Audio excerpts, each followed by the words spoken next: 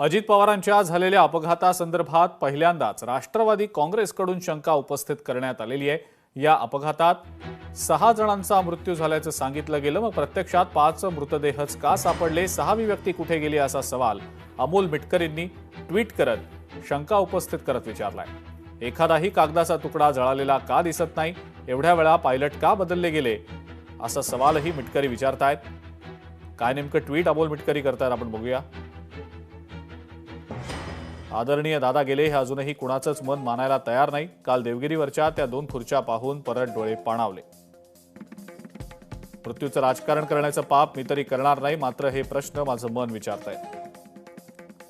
अपघातात 6 जणांचा मृत्यू झाला, मग प्रत्यक्षात 5 मृतदेहच का सापडले, 6वी व्यक्ती कुठे गेली। टेक ऑफ आधी प्रवासी यादी डिजिटली नोंदलेली असते, मग विसंगती का, एखादाही कागदाचा तुकडा जळालेला का दिसत नाही, एवढ्या वेळा पायलट का बदलले गेले, प्रश्न विचारणं म्हणजे अफवा नाही।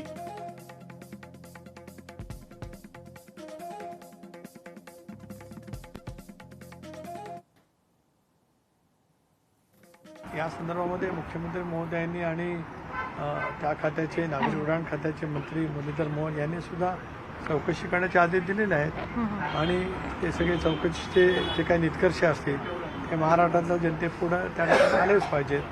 ब्लॅक बॉक्समध्ये ज्या काही बाबी असतात म्हणजे नोंदी असतात ते सुद्धा ते इन्व्हेस्टिगेशन टीमच्याकडनं केलं जाईल।